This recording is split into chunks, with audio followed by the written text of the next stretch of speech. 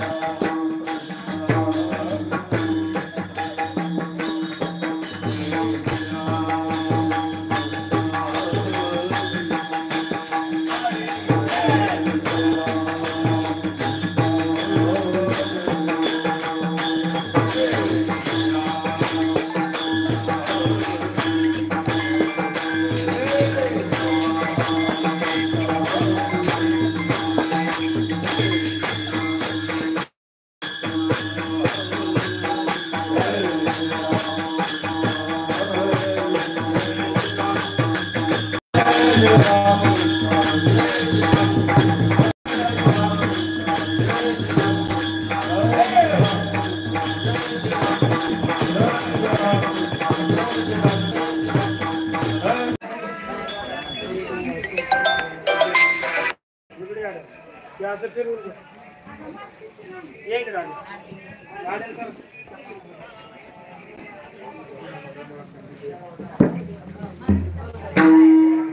रूप पाहतानो चली रूप पाहतानो चली रूप पाहतानो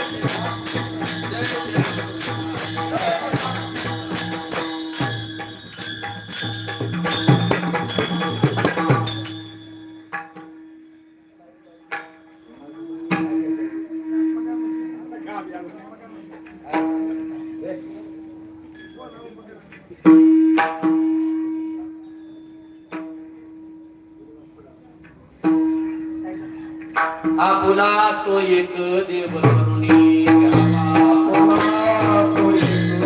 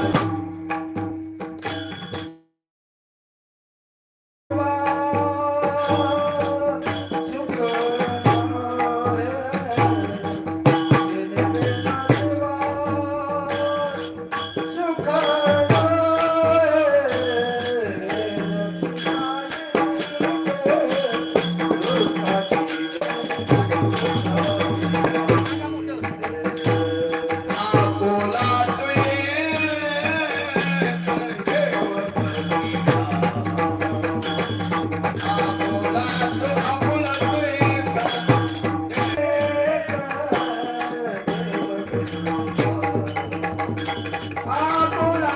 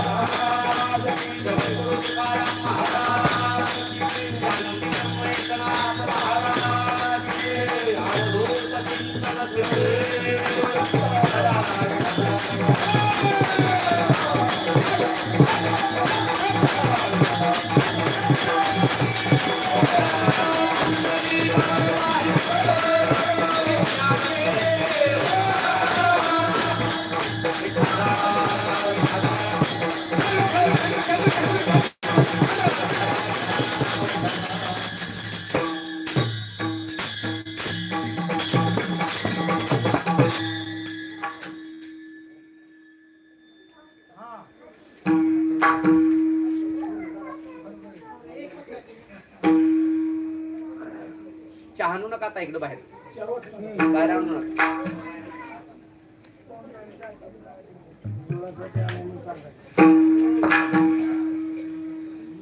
आपुला तो एक देव करुणी घ्यावा, तेने विन जीवा सुख नोही. येरती माई के दुःखाची जनती, नाही आदि अंत्य अवसानी. अविनाश करी आपुली आईसे, लावे मना पिसे गोविंदाचे. येरती माई के दुःखाची जनती, नाही आदि अंत्य अवसानी. तुका म्हणे एका मरणेची सरे, तुका म्हणे का मरणेची सरे उत्तमची उरे कीर्ती मागे ये रती माईके दुःखाची जनती नाही आली अंती अवसानी विठला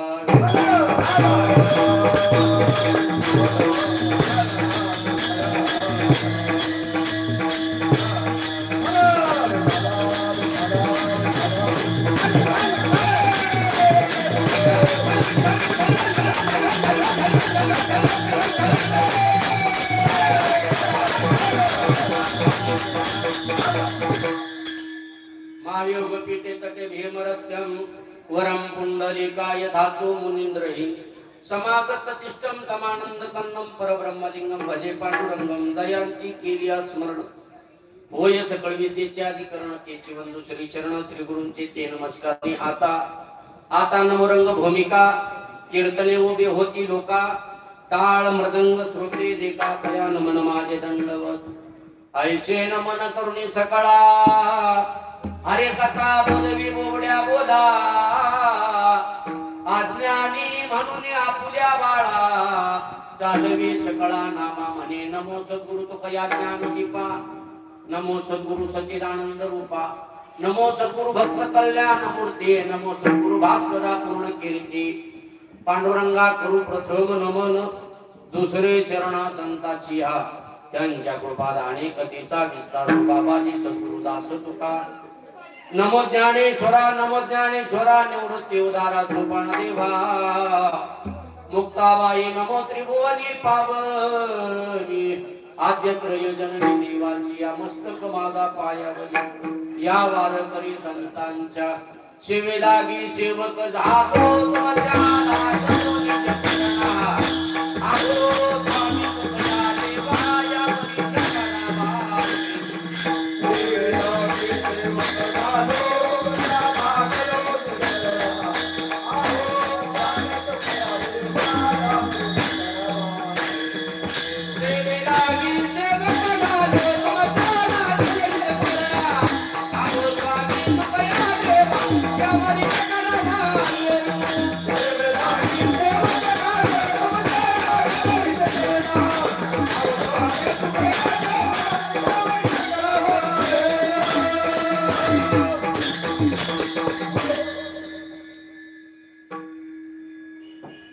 आपुला तू एक देव करुणी घ्यावा तेने विन जीवा सुख नोहे हे रती मायेके दुःखाची जनती नाही आदी अंती अवसान वैकुंठवासी व्यंकटराव केशवराव धमाळ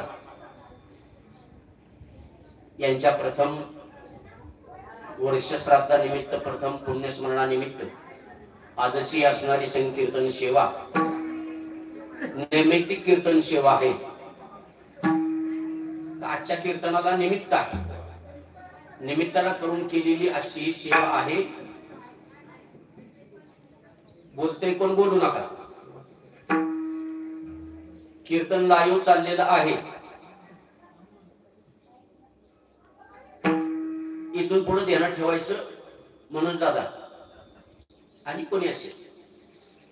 माळकरी गेल्यानंतर वैकुंठवासी हा शब्द त्याच्या पुढे टाकायचा.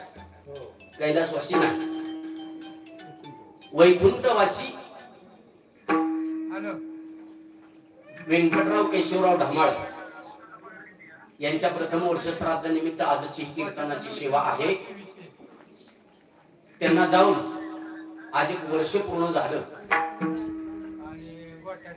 आणि आजच्या दिवशी ब्राह्मणांच्या मुखातून जे शब्द पूजा बाहेर पडली, जे मंत्र बाहेर पडले, त्या मंत्राद्वारे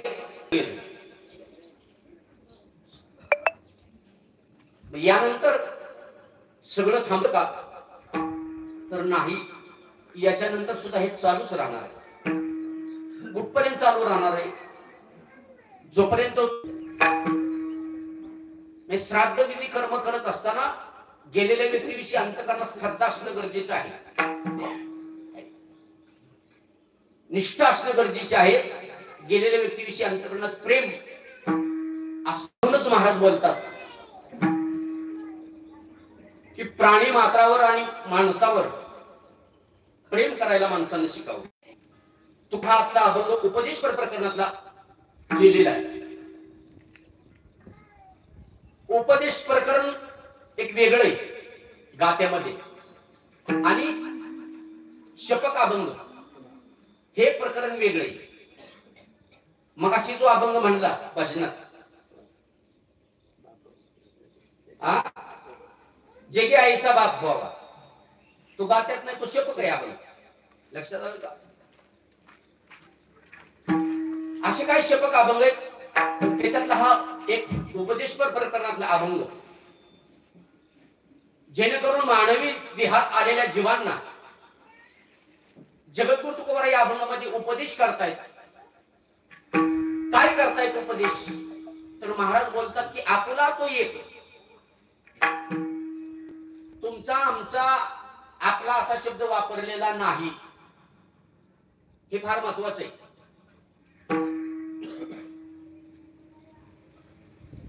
तुमचा आमचा किंवा मी हे शब्द फार कनिष्ठ आहे.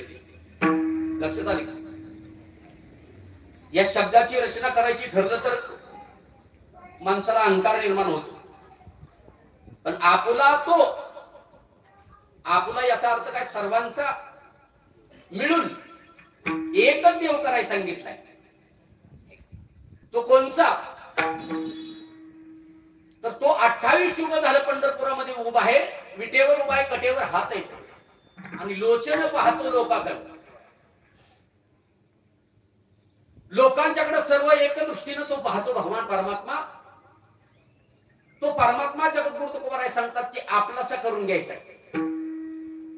मग पहिल्यांदा आपलासा करून घेण्यासाठी आपल्याला देव कळला पाहिजे, आहे का नाही?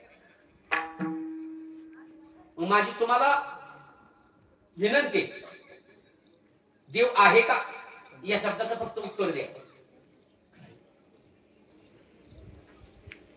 बसलेली मंडळी, माता भगिनी असतील, पुरुष वर्ग, देव आहे का? आहे. धावता येईल का? येईल का धावता? धावता जर येत असता, लक्षात आलं का? जर देव धावता येत असता आपल्याला, तर एवढी साधना खटपटे एवढी करण्याची काही गरज नाही. लक्षात आलं का? देव दिसण्यासारखी वस्तू नाही. आपल्याला करंट पाहायचा असेल तर काय करावं लागेल? बल्बमधला करंट पाहायचा असेल तर बल्ब काढावा लागेल. बटन चालू करून होल्डर मध्ये बोट घातल्यानंतरच कळेल की याच्यात करंट आहे. तसं देव सुद्धा जगात आहे म्हणून हे सगळं चाललेलं आहे. देव आहे, देव आहे, हृदय मंदिरे शोधून पाहे. हृदयात आहे याचं खरं खरं रूप आपल्याला मारुतीरायांनी दाखवून दिलं, है की नाही? सावता महाराजांनी दाखवून दिलं आपल्याला. हृदयात देव आहे का नाही? जर आपल्याला देवच आजपर्यंत जर माहिती पडलं नाही, माहिती पडतो केव्हा देव? प्रत्यक्षात आपल्याला उभा तो भेटल्यानंतर, आणि तो भेटल्यानंतर सुद्धा कळावा की हा देव आहे याची जाणीव होणं गरजेचे. बरं, त्याच्यासाठी खडतर तपश्चर्या करणं गरजेचं आहे. साधू संत ऋषी मुनी यांनी 12,000 वर्ष तपश्चर्या केली, तरी पण त्यांच्या स्वप्नात देव त्यांना बघायला मिळाला नाही. तो द्वारपासी मागे पुढे, ते द्वारपासी मागे पुढे,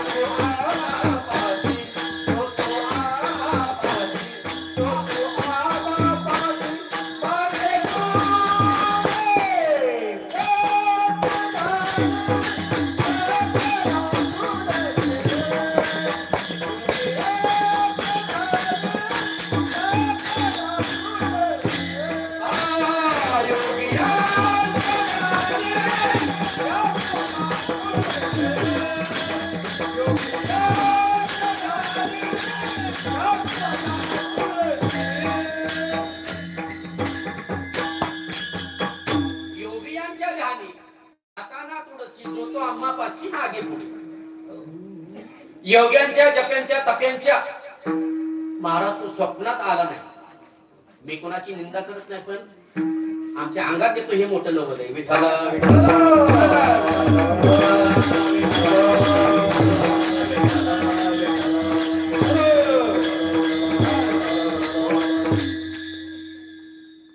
वर्ष झालं, 40-45 वर्ष झाली असतील.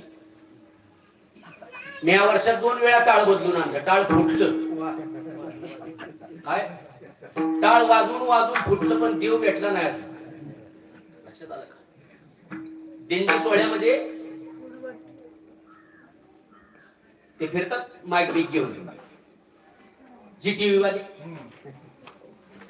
त्यांनी मला प्रश्न विचारला होता की जर तुम्हाला देवच भेटला तर काय करचाल? काय करचाल म्हणजे इथून पुढं त्याला मी माझ्या हृदयात साठवेन, नवे डोक्यावर ठेवीन आणि पंढरपुराला घेऊन जाईल. देव ज्या दिवशी तुम्हा आम्हाला कळला त्या दिवशी तुम्ही आम्ही धन्य झालो. पण देव कळावा आपल्याला अशी आपली इच्छा नाही. काय इच्छा नाही तर वार बदलला की देव बदलतोय आपण, है का नाही? वार बदलला की देव बदलतो. नक्की कुठल्या देवाला वाटतं की याच्या संकटाला धावून जावं? पण ज्याने ज्याने देव आपलासा करून घेतला, एक छोटस उदाहरण तुमच्या पुढे मांडून जातो. तर महाराज ज्यांनी ज्यांनी देव करून घेतला, ज्यांनी ज्यांनी देवाची भक्ती केली, त्यांचं झालं काय? किंवा देवाची भक्ती करत असताना त्यांना पुण्यप्राप्त जीवनामध्ये झालं, त्याची कीर्ती अमर झाली, त्यांचं काय? मग कुठ प्रकरणातला अभंग एक, ज्याला जीवनात पुण्य प्राप्त झालं तो पुण्यवंत पाताळात गेला. ज्याला आयुष्यभर 18 विश्व दारिद्र्य भोगावं लागलं, त्याला काय केलं? 18 विश्व दारिद्र्य ज्यांनी भोगलं, दरिद्री भोगलं, त्याला भाग्यवंत केलंच तो. बरं मला सांगा, आता इथं बसलेल्या पैकी कोणाकोणाला असं वाटतं की आपल्याला दारिद्र्य प्राप्त व्हावं, दारिद्र्य मिळावं? कोणाला वाटतं का आता बसलेल्या? पण दारिद्र्य रेषेत नाव असावं असं सगळ्यांना वाटतं का नाही? विठाला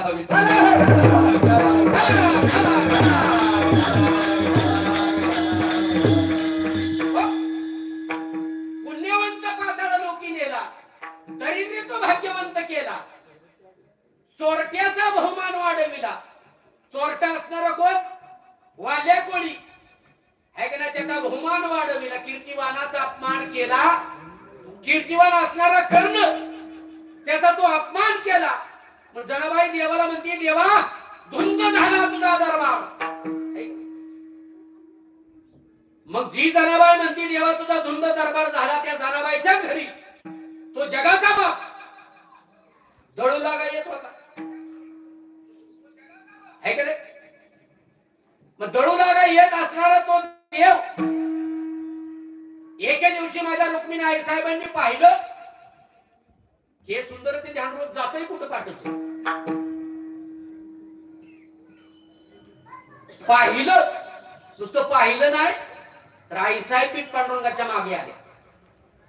तर देव जनाईच्या घरात शिरली. कशासाठी? जनाबाईला देव दळू लागायचे.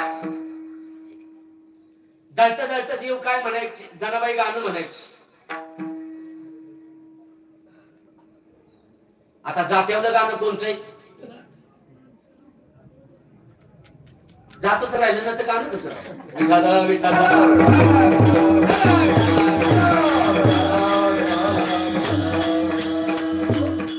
जात जळत जळत जनाबाई म्हणायची, पांडुरंग माझा पिता ग, रुक्मिणी माझी माता ग, पांडुरंग माझा पिता ग, रुक्मिणी माझी माता ग.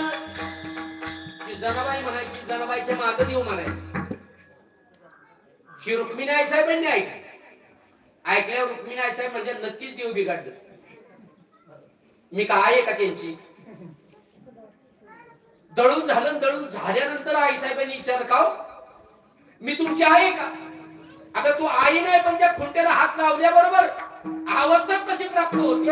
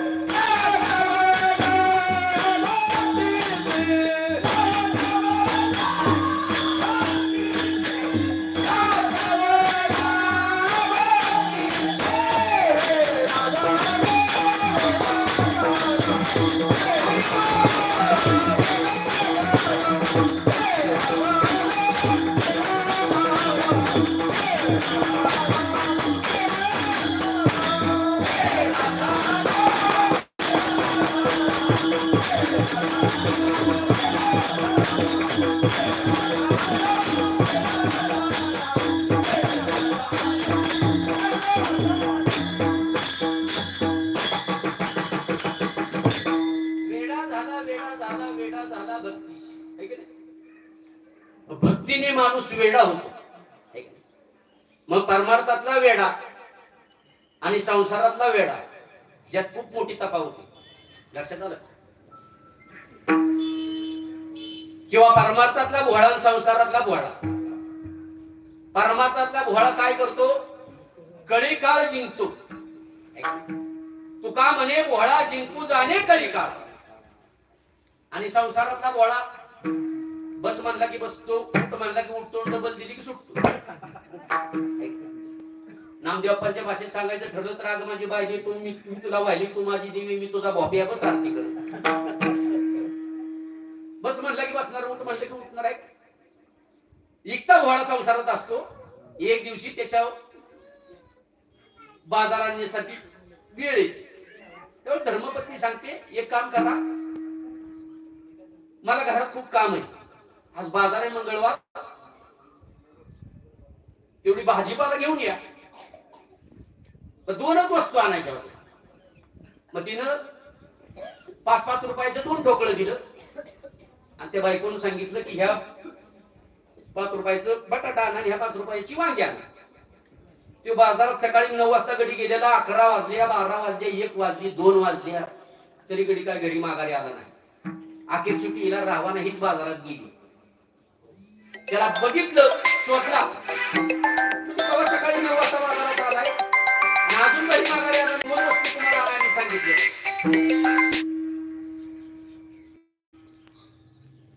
ती म्हणला, अगं 2 वस्तू तू आणायला सांगितल्यात, पण मला नक्की कळना कोणत्या 5 रुपयाचा बटाटा आणायचा, कोणत्या 5 रुपयाची वांगी आणायची. अरे ठोकळ्या, दोन्ही ठोकळं सारखंच आहे, कोणत्या 5 रुपयाचा आण ना. महाराज, परमार्थातला जो वेडा असतो त्या वेड्यासाठी महाराज देव धावून येत असतो. हाकेची उडी घालून या स्तंभ फोडी. हा काय तू आल्याबरोबर तो जगाचा बाप असेल त्या अवस्थेमध्ये देव भक्तासाठी धावून येत असतो. याला उदाहरण आहे ना. ज्यावेळेस महाराज धर्मराजा किंवा त्याचे 5 भाऊ 5 जण, त्याच्यातल्या धर्मराजाला दूध खेळण्याचा खूप छंद होता आणि दूध खेळता खेळता महाराज तो धर्मराजा सगळी संपत्ती, सगळं ऐश्वर त्या जुगार खेळण्यामध्ये घालवून दिली सगळी. आणि जुगारामध्ये सगळी घालवल्यानंतर महाराज शेवटच्या क्षणाला जुगाराचा डाव खेळत असताना धर्मराजानं सांगितलं कौरवांना आणि शकुनी मामाला, आता जुगार खेळण्यासाठी माझ्याकडं काही शिल्लक राहिलेलं नाही. महाराज ते कौरव आहेत आणि कौरवांच्या बाजूला असणारा तो शकुनी मामा आहे. तो दूरतो होता खूप. त्यांनी सांगितलं इथनं मागे जे तुझं सगळं काय इस्टेट गेली, संपत्ती गेली, ती एवढी महत्वाची नव्हती, पण आता जी वस्तू तुझ्याकडे आहे ती फार महत्वाची. काय? तुमच्या 5 जणांची असणारी धर्मपत्नी. महाराज कुठल्याही गोष्टीला किती आहारी जावं यालाही फार महत्व असतं. लक्षात आलं? मला सांगा, काय काय घरादाराची राख रांगोळी केली, जमीन घालावली, पार नशेवारी आहे की नाही. एक नारानं बंगलं बांधलं, गाड्या फिरवायला लागले. आमच्या प्रपंचाची नासधूस झाली पार. आमची प्रगती का नाही. जीवन जगत असताना कसं जीवन जगलं पाहिजे की मनुष्य देहाची न ज्ञाने सच्चिदानंद पदवी घेणे एवढा अधिकार नारायण कृपा अवलोकने दिला. माझ्या ज्ञानोबरायांनी त्याच्यासाठी गोवी खर्च केली. हो, हा मनुष्य देह तुम्हाला आम्हाला प्राप्त झालाय. कशासाठी झाला? तर महाराज देवाची प्राप्ती करून घेण्यासाठीच झाला.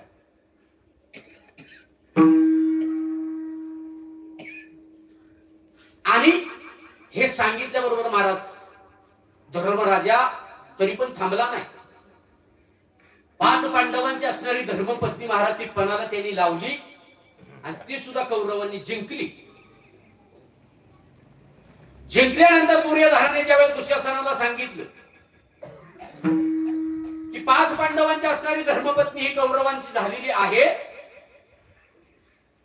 असे तिथं तिला घेऊन या आता बरसवे.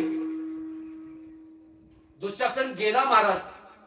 आणि दुःशासन ज्यावेळेस द्रौपदीच्या खोलीमध्ये गेला, द्रौपदीच्या खोलीमध्ये गेल्यानंतर त्या द्रौपदीला हाक मारली त्या दुःशासनाने, वहिनी तुम्हाला कौरवांनी बोलावले आणि कौरवांनी तुम्हाला जिंकली, आता तुम्ही पांडवांचे राहिला नाही. त्यावेळेस द्रौपदीच्या मुखातले उद्गार येते. द्रौपदी सांगते, भाऊजी मी आता येऊ शकत नाही, येऊ शकत नाही, मला दुर्योधनाची आज्ञा आहे, मला तुम्हाला न्यावंच लागेल. द्रौपदीने विनंती केली, विनंती करून सुद्धा दुःशासन ऐकत नाही. त्यावेळेस द्रौपदीने सांगितलं, भाऊजी मी रजस्वाला आहे. आता रजस्वाला आहे म्हटल्यानंतर दुःशासनाने हात लाव, पण तो कौरवांच्या घरचं अन्न खाल्लेला होता. अन्न खाऊन खाऊन त्याची बुद्धी कुरूर झाली होती. त्याने ती मान्य केलं नाही. त्या द्रौपदीच्या केसाला धरलं, फरफर फरफर ओढत महाराज धनसभेमध्ये त्या द्रौपदीला घेऊन आला तो दुःशासन. हत्तीसारखे 5 पती समोर बसले होते. द्रोणाचार्य, कृपाचार्य, विश्वाचार्य सगळे समोर होते, पण कोणाची हिंमत झाली नाही असं वर मान करून पाहायची द्रौपदी. भर सभेत आणलेली त्या द्रौपदीला महाराज लज्जास्पद वाटू लागला. ज्या 5 पतींच्या नावाने मी कुंकू लावते, ते 5 पती सुद्धा माझ्यासाठी संकटासाठी धावून येत नाहीत. त्यावेळेस दुर्योधनाने त्या दुःशासनाला सांगितलं, पाहतोस काय, विवस्त्र करा द्रौपदीला. मग त्या दुःशासनाने त्या वस्त्राला हात घातला. आता द्रौपदीला नाईलाज झाला द्रौपदीचा. आता आपल्याला वाचवणारा फक्त एकच आहे, तो जगाचा भगवान परमात्मा. म्हणून त्या भगवान परमात्म्याला त्या द्रौपदीने हाक मारली, कृष्ण धावरे धावरे लवकरी, प्राण धावरे धावरे लवकरी, संकट पडले भारी, संकट पडले भारी,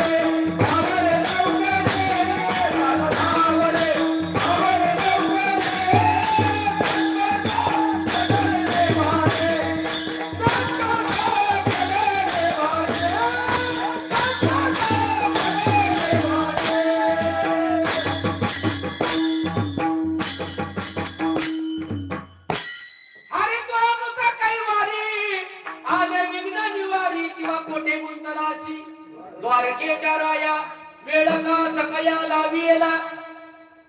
द्रौपदीची हाक ऐकू गेल्याबरोबर महाराज भगवान परमात्मा ताटातला घास घेऊन तोंडात घालणार. एवढ्या द्रौपदीच्या हाकचा आवाज आल्याबरोबर घेतलेला घास तसाच ताटात टाकला आणि गरुडाला आज्ञा केली देवानं. गरुडाला आज्ञा केल्याबरोबर त्वरित गरुड हजर राहिला. झाल्याबरोबर महाराज गरुडाचा वेग सुद्धा देवाला कमी पडला. त्वरा झाली गरुडा टाकीले मागे. द्रौपदीच्या लागे नारायण. द्रौपदीच्या लागे नारायण.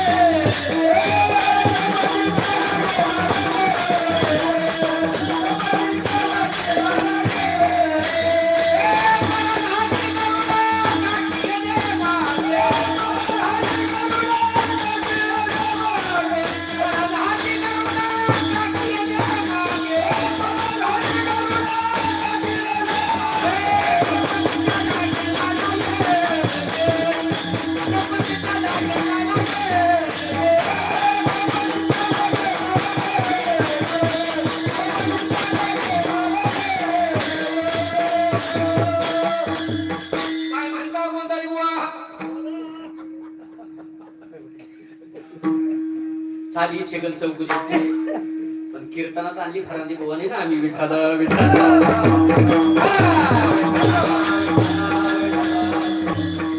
ऐकलं लोकांना समाधान वाटतं.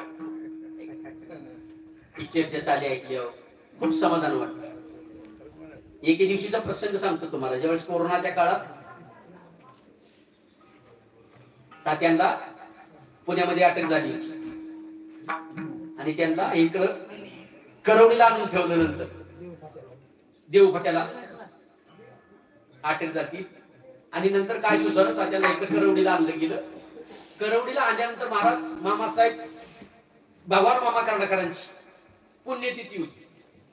त्या पुण्यतिथीला आम्हाला सगळ्यांना निरोप आल्यानंतर आम्ही 5-25 जण गेलो. 2-3 गाड्या करून. आमच्या सोबत फरांदी बुवा बी होती. गेल्यानंतर कीर्तन तात्यांचंच होतं. कीर्तन सुरू झालं. कीर्तनाचा अभंग झाला आणि कोणीतरी आवाज दिला. तर फडाचे नियमानं नाव घेऊन चालू म्हणायचं. नाव जाहीर झाली. प्रवीण महाराज चव्हाण आणि फरांदी बुवा. फरांदी बुवाचं जसं नाव बाहेर निघलं तसं तात्याने सांगितलं, ए थांबा. आता काय वारकरी चाली म्हणणार आहे का? त्याला पिक्चरची चाली सगळे. प्रवीण महाराज मोहिते महाराज म्हणा. एवढं समाधान मला वाटलं. माझं नाव घेतलेलं समाधान वाटलं नाही. माझ्या गावाचं नाव निघालं याचं समाधान मला वाटलं.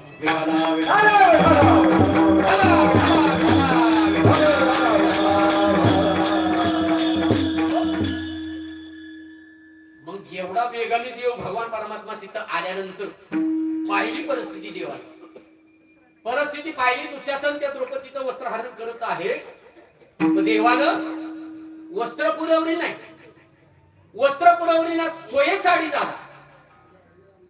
जो वस्त्र वडत होता तो वस्त्र वडून वडून डोक्या इतका ढीग लागला. अखेर शेवटी चक्कर आली त्याला कळलंच नेमकं. साडी में नारी का नारी में साडी. साडी में नारी का नारी में साडी ह्याला त्याला कळलं नाही. त्याला मी हा दृष्टांत का सांगितला तुम्हाला की त्या देवाची भक्ती केल्यानंतर तो देव आपलाचा झाल्यानंतर महाराज हर संकटाला तुमच्यासाठी तो धावून येतो. तसा महाराज दादांच्यासाठी सुद्धा तो धावून आला. कशासाठी धावून आला? मागे झाले पाहू नका, पुढे जामीन आहे तुका, किंवा उरले आयुष्य लावा हरी नामी, नका पडू कामी विषयाच्या सांगतो सकळा नको हा कंटाळा. आठवा गोपाळा.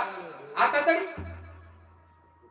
तरी पुढे हाची उपदेश नका करू ना अशा विषयाचं. अरे झालं हे झालं. इथून पुढे तरी नामस्मरण करा ना, देवच भजन करा ना. माणूस खुशाल म्हणतो महाराज अहो आम्ही खाल्लंय पिल्लंय. मला सांग ना, खाल्लेलं शरीर सुद्धा ते स्वच्छ करता येतं बरं. शरीर फक्त बरं का, पण मदिरा पिलेलं भांड कुठल्या जरी इंद्रायणीत किंवा कुठल्या गंगेत नेऊन जरी धुतलं तरी ती सुचिरभूत होत होऊ शकत नाही, पण या देहाला लागलेला कलंक सुद्धा कशाने पुसला जात नाही. कलंक काजलचे काल आहे. काजळापेक्षा सुद्धा तो कलंक काळ आहे.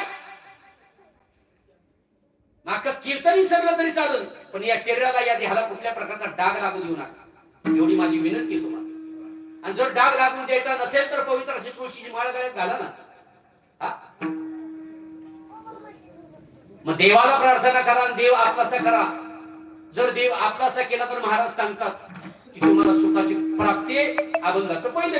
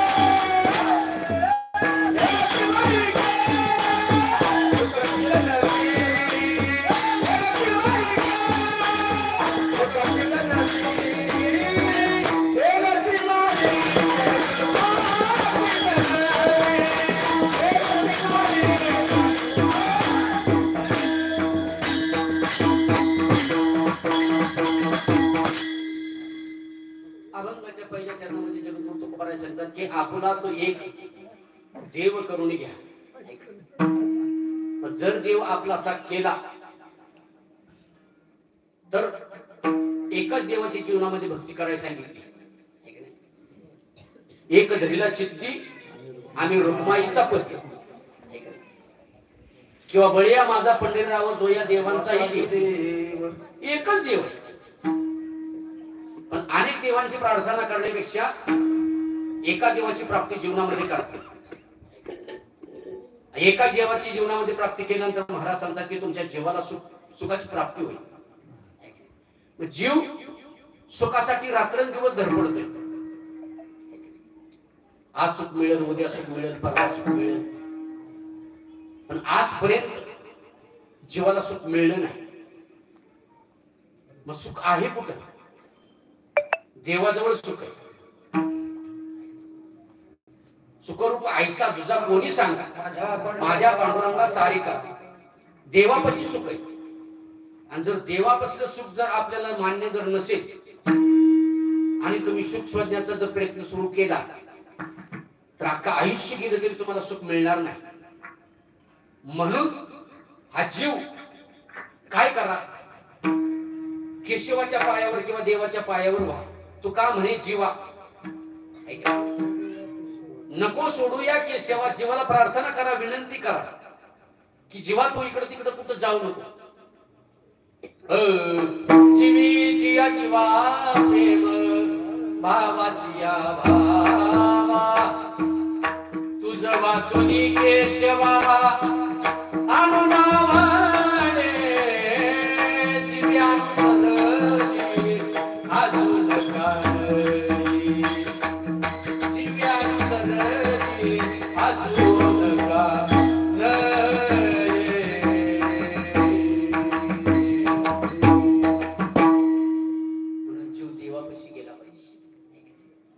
ममाईवंशी जीवलोकी जीव भूतो सनातन.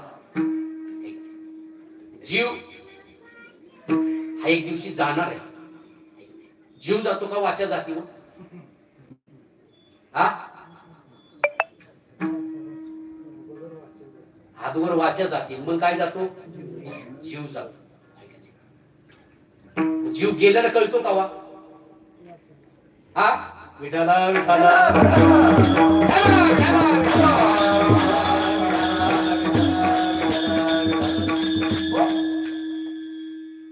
जर या देहात जीव असेल तरच आपल्याला पुढचं काय करता येईल. देहात जर जीव नसेल तर लगेच पाहुण्याच्या वेळेला फोन केला जातो है का नाही? जीव गेल्यानंतर जीव चांगल्या पद्धतीने जावा आणि चांगल्या मार्गाला जीव जावा असं माणसाला प्रत्येक माणसाला असं वाटावं. पण काय काय वेळेस महाराज जीव अशा रीतीने जातो भयंकर. महाराज कोण ऍक्सिडेंट मध्ये मरतो, कोण विषपादाहून मरतो, विष घेऊन मरतो. मला सांगा ना हर गोष्टीनं काय काय मरतो माणूस. त्या जीवाला जीव चांगला जाण्यासाठी देवाला प्रार्थना करा आणि देवाला प्रार्थना करा की जाणे प्रत्येकाला कोणी असो जीर्ण वस्त्र सांडीचे मग नूतन वेडीचे देहाते शुकारायचे चैतन्य नाते. याच्यासाठी ज्ञानोबारायांनी गोवी खर्च केली. हे जीर्ण वस्त्र हे कधी नाही कधी फाटणार आहे. फाटून गेलेलं वस्त्र याच्यावर परत नवीन परिधान करावं लागणार आहे का? ते जीर्ण वस्त्र फाटलेलं वस्त्र घेऊन कुठं तुम्ही कार्यक्रमाला कुठल्या जाणार आहे का? नाही. तसा हा मिळालेला देह अनमोल आहे. परत आपल्याला मिळेल याची शाश्वती नाही. म्हणून मिळण्याच्या अगोदरच या देहाचं सोनं करून घेणं गरजेचं आहे. मिळालेल्या देहावर तुळशी पत्र ठेवणं गरजेचं आहे. काय काय माणसं सहज बोलता बोलता मी माझ्या घरावर तुळशी पत्र ठेवलं. एवढं सोपं आहे? हा घरावर तुळशी पत्र ठेवावं तेवढं तो उभं राहिलीच. लक्षात आलं? तुळशी पत्र ठेवलं नाही घर जाळलंच. जाळवणी संसार बैसुरो अंगणी. संसार जाळला त्यांनी.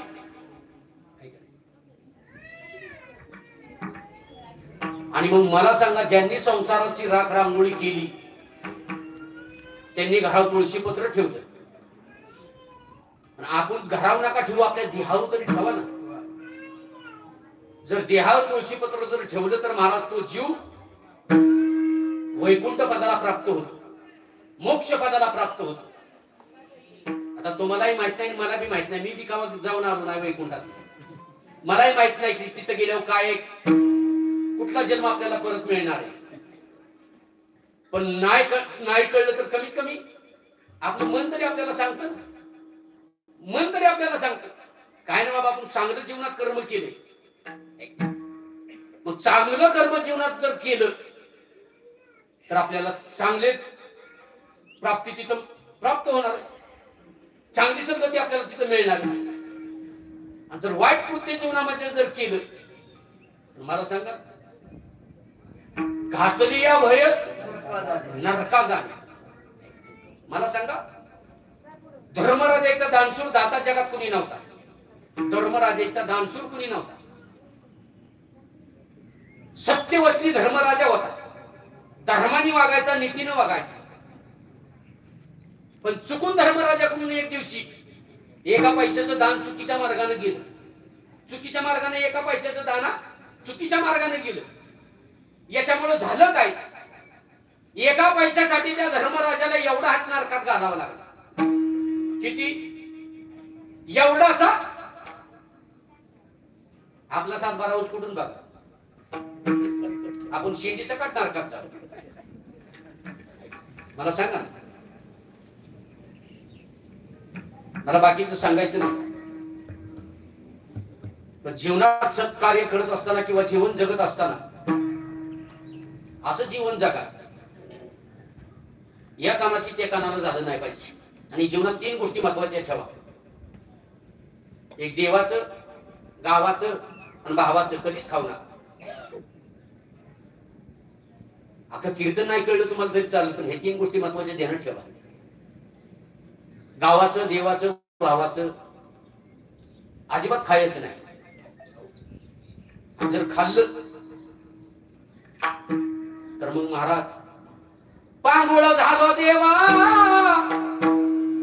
नाही हात न पाय, बैसलो दयावरी सैराट ते जाय, खेटीता कुंभ काठी फुलक दरडी न पाय, आधार नाही कोणी मद बाप न माय, टाके दान करा जाते पंढरपुरा, न्यामद केतवनी. आता कशाला नाही तुला मातू घालायचा आहे. जवळ चांगला होता तवर नाही का ती वारी इकडे आला जिकडे आला. जवळ सकळा सीता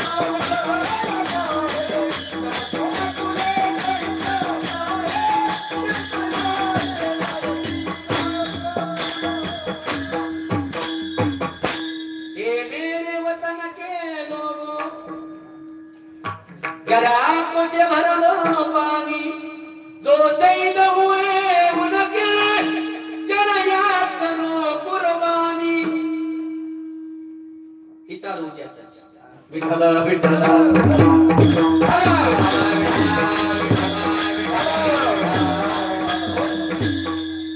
चाल काढण्यासाठी सुद्धा चालीचा असावा लागतो.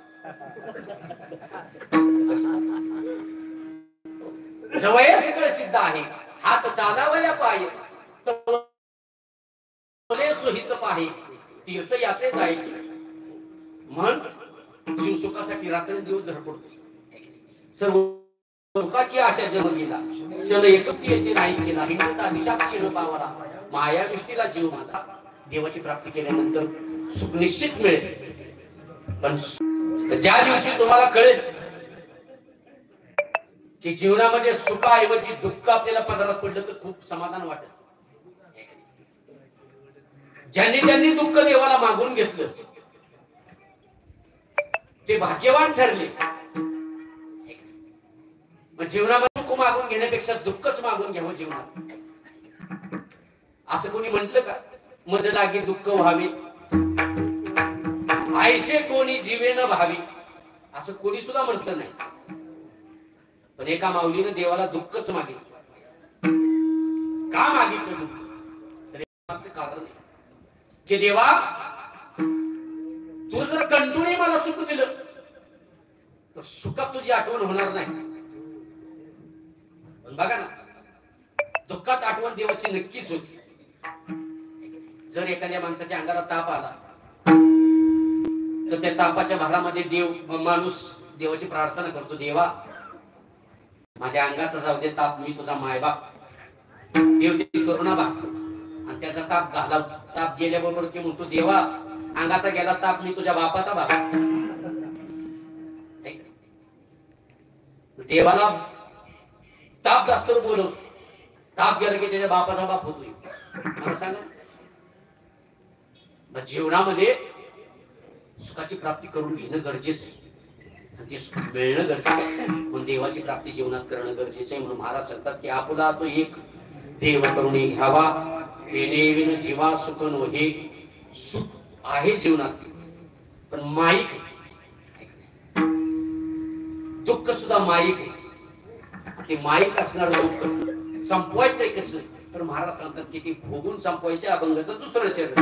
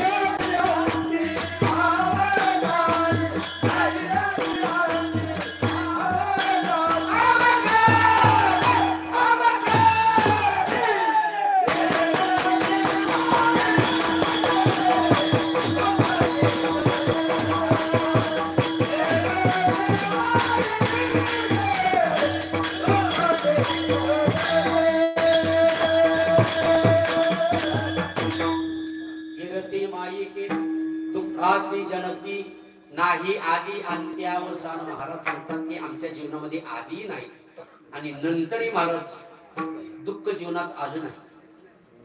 काल नाही तर दिनरजनी हाची गंधा, गोविंदाचे पवाडे किंवा सदा नाम घोष करू हरे कथा देणे सदा चेतना समाधान. काय म्हणता मी ऐकलं का? विठाला विठाला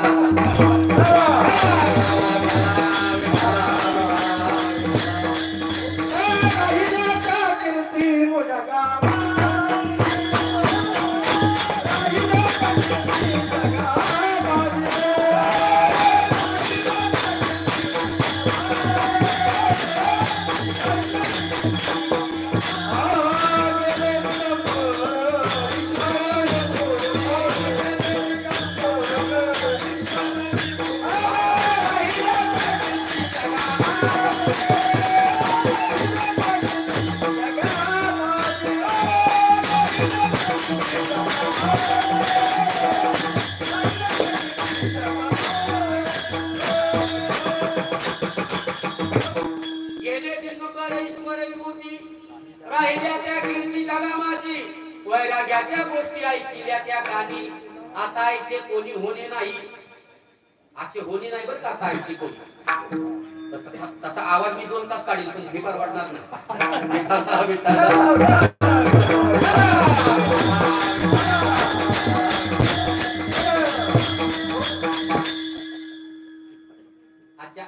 आजच्या काळात माहितीये का, जास्त मोठा कीर्तनकार जास्त पाकिटावर मोठ्या ठरला जातो. जेवढं जाड पाकिट तेवढा मोठा. लक्षात आलं नका काय त्याला.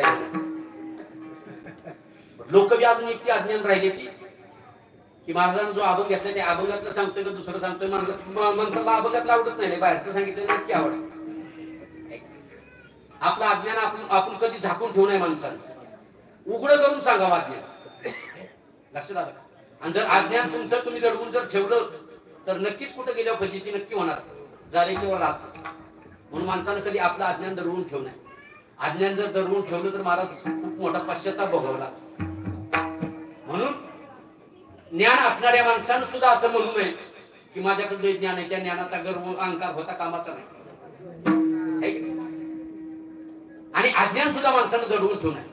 अज्ञान जर दडवून ठेवलं तर महाराज खूप मोठी फजिती होती. एका महाराजाने एकाला विचारलं, का तुला इंग्लिश बोलता येतं का? आता तो येत नाही त्याला म्हणण्याचं त्याचं धाडसच झालं नाही. येत नाही म्हणावं तर कमीपणा एवढ्या माणसात, आणि होय म्हणावं प्रश्न विचारला तर त्याचं उत्तर सांगता यावं. पण तो म्हटला येतं, म्हणला सरळ येतं. म्हटल्यानंतर महाराजांनी त्याला प्रश्न विचारला, का मी तुला एक प्रश्न विचारतो, त्या प्रश्नाचं उत्तर फक्त दे. तुम्हाला जरूर देणार. समोर जे उभा राहिलेत रामभाऊ, समोर राहिलेले उभा रामभाऊ आहे, त्या रामभावांना इंग्लिश मध्ये इकडे बोलवायचं. तू कसं बोलवशील? तो महाराजांच्या कशी गेला आणि त्या रामभाऊला त्याने हाक मारली, रामभाऊ कमी ये. कमी येर शब्द त्याच्या मुखातून आल्यानंतर महाराजाला आधी समाधान वाटलं. वा काय हुशार आहे माणूस. पण महाराज बी रोज एका गावचं पाणी पिलेलं असतो. तिथं आल्यानंतर महाराजांनी त्याला सांगितलं, वा शाबास खूप हुशार आहे. एक काम करा, तिकुंड रामभाऊला इकडे बोलावलंस तू, आता इकुंड रामभाऊला तिकडे घालव. ती बी दुष्काळात जन्म गेलं होतं. सर्व पित्री आमुष्याचा जन्म त्याचा. आज आमुष्यात आहे ना. की जिथं रामभाऊ पाहिजे त्यात उभं राहिलं होतं तिथं गेलं त्या रामभाऊपाशी. आणि रामभाऊपाशी गेल्यावर तिथं म्हणते, रामभाऊ कमी ये. पण त्याने आपलं अज्ञान टाकून दिलं. ती म्हणलं नाही मला येत नाही म्हणून. महाराज जीवनात दुःख आहेच, ते दुःख भोगून संपवायचे. भोगतून घडे संचिता वाचवणी, करावे ते म्हणे समाधान म्हणून म्हणे मानू नये खेद. खेद मानायची गरज नाही. जैसे ज्याचे कर्म तैसे फळ देतो ईश्वर. जसं जसं त्याचं कर्म असेल तसं देव फळ देत असतो. न लगे रुसावे अनेक बहुत, आपल्या संचिता वाचून या. कोणाच्या रुसायचं नाही, त्याच्यामुळे माझं वाटोळ झालं, माझ्यामुळे त्याचं वाटोळ चांगलं झालं, अजिबात नाही. प्रत्येकाच्या प्रारब्धानुसार ते घडलं जातं. असं जर होत असतं कुणाच्यामुळे कुणाचं वाटोळ झालं असतं तर भारतानं पाकिस्तानच्या बाउंड्री 5-50 महिला नेऊन ठेवल्या असत्या. आणि नुसतं असा हात फळला असताना बायकांनी बा पाकिस्तानचं वाटोळ लगेच झालं असतं. असं होतं काय? अजिबात नाही. आपल्या प्रारब्धानुसार आपल्या संचितानुसार सगळं घडत असतं. आपला सगळा मागचा 7-12 बघितला जातो आणि मन तसं वर तुम्हाला जीवन प्राप्त मिळत होत असतं. उगा माणसं कुणाला बी आपलं नाव ठेवते, त्याच्यामुळे माझं वाटून झालं चांगलं झालं की मी केलं. अजिबात नाही. जैसे ज्याचे कर्म तैसे फल देतो ईश्वर. जगी जीवनाचे सार घ्यावे जाणून सत्वर. जैसे ज्याचे कर्म तैसे फल देतो ईश्वर. जैसे ज्याचे कर्म तैसे फल देतो ईश्वर. मला सांगा, ज्यांना कर्म चांगलं प्राप्त झालं, ज्यांना सद्गती प्राप्त चांगली झाली, ज्यांना बुद्धी भगवान परमात्म्याने चांगली दिली, काय ना बाबा आपलं झालंय, आता झालंय, आता तरी तुळशीची माळ गळ्यात घालावी. तुळशीची माळ गळ्यात घातल्यानंतर महाराज एवढंच नाही, ज्ञानोबा तुकोबारायांच्या सोहळ्यामध्ये महाराज जवळजवळ 4-4.5 वर्ष दादांनी आपली वारी सुद्धा केली.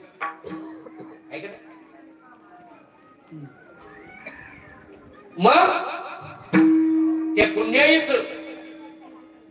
फळ आज बहुत जन्मी आम्ही हेच करत आलो.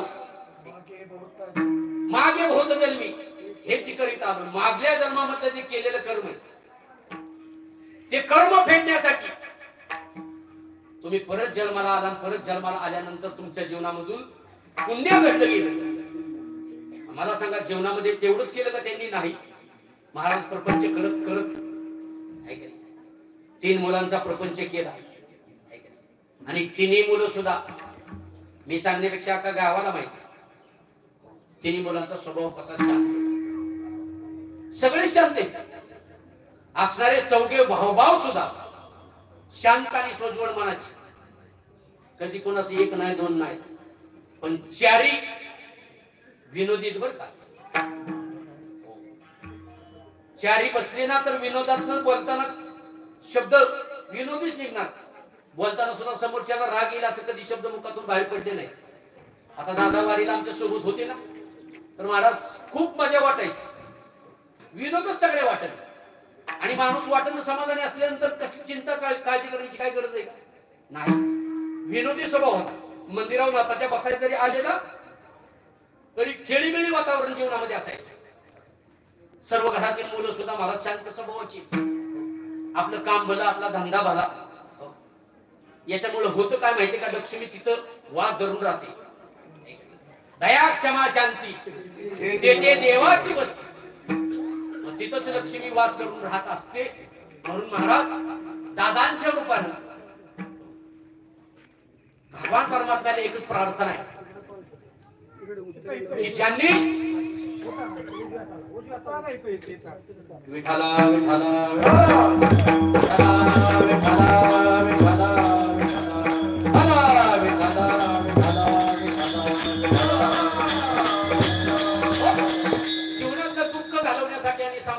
प्राप्त होण्यासाठी त्यांनी एकच साधना जीवनामध्ये केली की पवित्र अशी तुळशीची माळ घातल्यानंतर असणार जीवनातलं दुःख नाहीस करून टाक.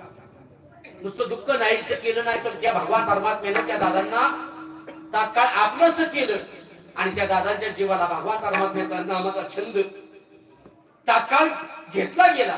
म्हणून अविनाशी करे आपले आईसे, तो अविनाश परमात्म्याने त्या दादांना आपलंच केलं आणि भगवान परमात्म्याचं नामस्मरण त्यांच्या मुखातून वधवून घेतलं. अविनाशी करी आपली आईशी लावी मना पिशे गोविंदाची. मनाला या देहाला त्या भगवान परमात्म्याच्या नामस्मरणाचा छंद लागावा. माझ्या मना लागो छंद नित्य गोविंद गोविंद आहे की नाही. मन लागो रे लागो.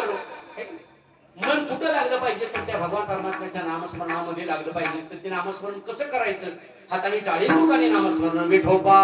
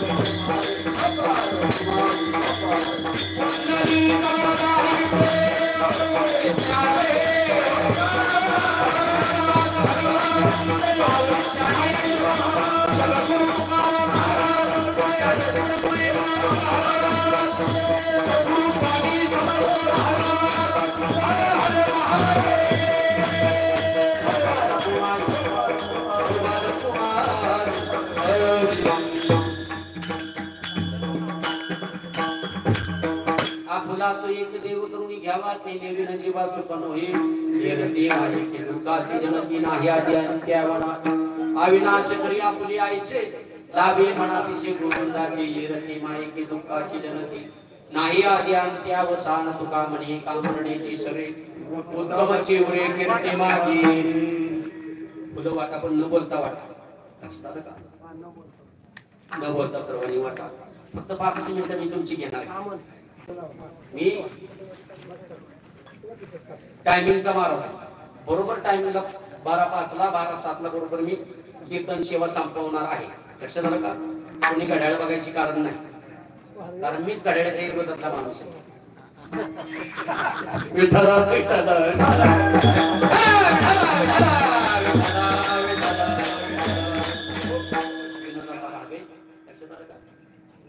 ज्या भगवान परमात्म्याने आपल्याला हा जीवदान दिला त्या जीवदान देण्याच्या मुद्द्यामध्ये खरंच ज्या तिन्ही मुलांनी आपल्या वडिलांना मोक्ष मिळावा, आपल्या वडिलांना मुक्ती प्राप्त व्हावी जीवनामध्ये, म्हणून केलेला हा खटाटोप पिंडदान असेल, अन्नदान असेल, वस्त्रदान असेल, ज्ञानदान असेल, गोदान असेल, कांचनदान असेल, आजच्या दिवशी हे सगळं करायचं. पिंडदान करायचं, वस्त्रदान करायचं, गोदान करायचं, आजच्या दिवशी गायीदान द्यायची. नाही गायीदान देता आली तरी जिथं गोशाळेतल्या गायींना धान्याच्या रूपानं किंवा वैरणीच्या रूपानं आजच्या दिवशी दान करायचं. आलेल्या वर्षभर बोलू नका मी बोलू नका म्हणून सांगितले सुरुवातीला. वर्षभर बसणारं मासिक, त्या मासिकाला वस्त्रदान करायचं आजच्या दिवशी. असणारे 13 पितर आहेत, त्या पितरांना धातुदान करायचे. आणि सुवर्णदान आजच्या दिवशी फार महत्वाचं सगळ्यात म्हणजे सोनदान करायचं. कोणाला? ज्याचं कीर्तन चालू आहे त्या कीर्तन करा.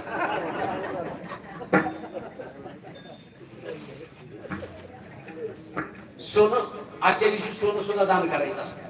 असो ज्यांनी आपल्या वडिलांना मोक्ष मिळण्यासाठी महाराज मग येत वडील जे जे करते त्या नाम धर्म ठेवी हे राजूची सामान्य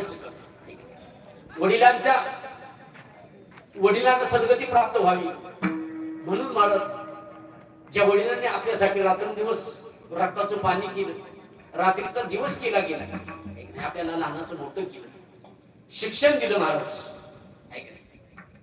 आता तुम्ही म्हणता महाराज बाकीची कीर्तन करा, आई बाबा विषयी गाणी म्हणतात, आम्हाला तसली गाणी येत नाही आणि गाणी तसली बनत नाही.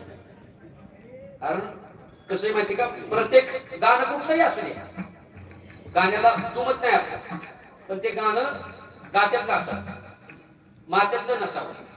लक्षात झालं? पण मात्यातलं लक्षात लोकांच्या राहतं, गात्यातलं लक्षात राहत नाही. मग अशी जो अभंग म्हणला तो अभंग सुद्धा शास्त्राला मान्य.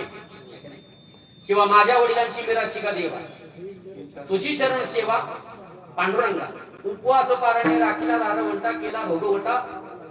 तुमच्या वडिलांची जी मिराशी ती मिराशी तुम्हाला परत पुढे न्यायची. लक्षात आलं?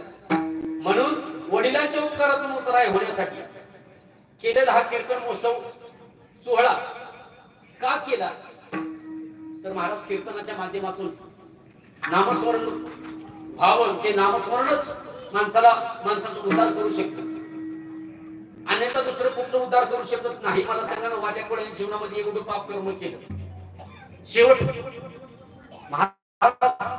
नामस्मरणाच्या जोरावर प्रभू रामचंद्र जन्माला याच्या अगोदर रामायण लिहून ठेवलं.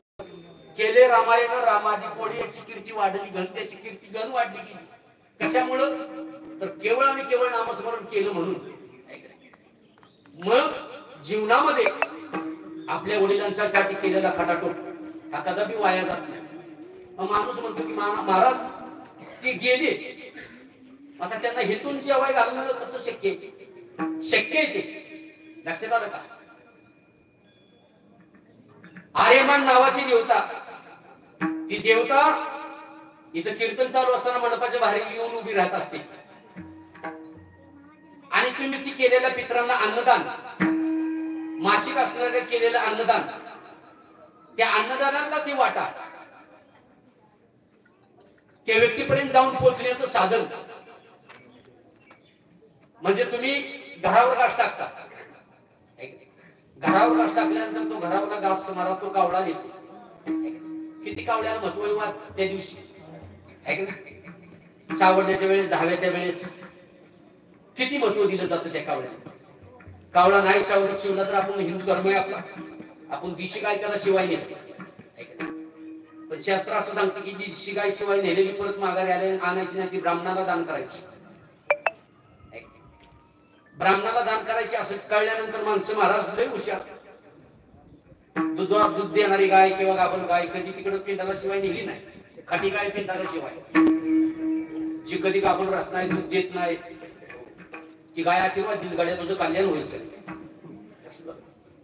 मग आपल्या वडिलांना मोक्ष, आपल्या वडिलांना मुक्ती मिळावी याच्यासाठी तिन्ही मुलांनी केलेला हा खटाटोप. भगवान परमात्म्याला एकच प्रार्थना आहे की त्यांच्या जीवनामध्ये, त्यांच्या प्रपंचामध्ये सुख शांती लाभो अशी भगवानच्या मी प्रार्थना. त्यांची असणारी दादांची बहीण हिराबाई शिंदे सोनगाव, बंधू महादेव केशव धमाळ, कैलासवासी विनायक केशव धमाळ आणि अरुण केशव धमाळ.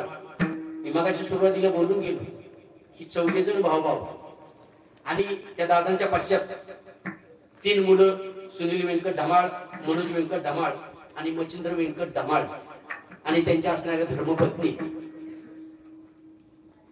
या सर्वांनी आपल्या वडिलांना मोक्ष मिळावा, मुक्ती मिळावी याच्यासाठी केलेला हा नामयज्ञ. आणि त्या नामयज्ञातून भगवान परमात्म्याला पुनश्च एक बार प्रार्थना करतो की त्यांना सुख शांती लाभो आणि त्यांच्या घरामध्ये भरभराटी वाढवून त्यांच्या मुखातून नामस्मरण सतत घडो अशी भगवानची प्रार्थना करतो. ही सेवा एकट्याची माझी नसून तुम्ही आम्ही खेळीमेळी, गदारोळी, आनंदे, गोडाशी मृदंगाचार्य रवींद्र महाराज मुसळे असतील, आदरणीय हरिभक्तपरायण आपले स्थानिक भजनी मंडळ हिंगणगाव, सर्वांचा नामोल्लेख करत नाही. सर्वांचं नामोल्लेख करण्यापेक्षा गावाचं नाव भजनी मंडळाचं घेतल्यानंतर समाधान व्यक्त होतं सर्वांचं. गायनाचार्य हरिभक्तपरायण प्रल्हादजी महाराज हंजोणे असतील, युवा कीर्तनकार हरिभक्तपरायण तानाजी महाराज गायकवाड असतील, तुम्ही सर्वजण असणारे सर्व पाहुणे मंडळी असतील, ग्रामस्थ, माझ्या माता भगिनी, पुन्हा एकदा तुम्हा सर्वांच्या चरणावर नतमस्तक होतो. सुंदर अशी साऊंड सिस्टीम त्यांनाही धन्यवाद देतो. विनेकरी असतील, पुन्हा एकदा सर्वांचं दर्शन घेतो आणि सेवेला पूर्णविराम. ज्ञानेश्वर माऊली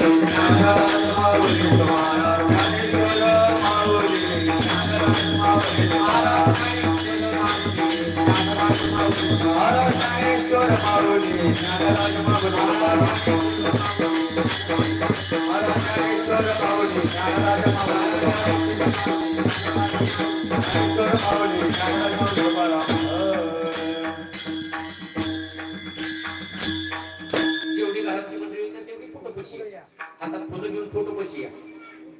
तुकाराम तुकाराम तुकाराम तुकाराम तुकाराम तुकाराम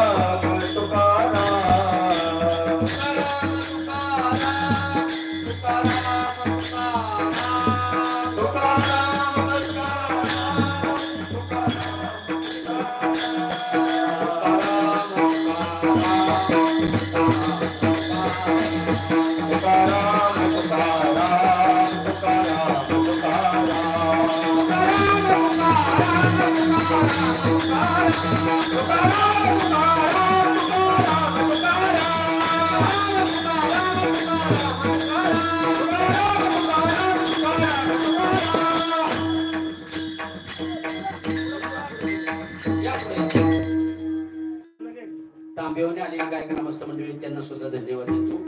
सर्वांनी फुलं हातात घ्यायची. संप्रदायाच्या नियमाने एक अभंग होईल. अभंग झाल्यानंतर पुंडलिका देवगजर झाल्यानंतर सर्वांनी फोटोच्या दिशेने फुलं टाकायची. विठाल जय जय विठाल, जय जय विठाल, जय जय विठाल, जय जय विठाल. आम्ही जातो तुम्ही कृपा करू द्यावी, आम्ही जातो तुम्ही कृपा करू द्यावी, जातो तुम्ही, आम्ही जातो तुम्ही कृपा करू द्यावी. विनंती माझी सकळाचा काय विनंती माझी सकळाचा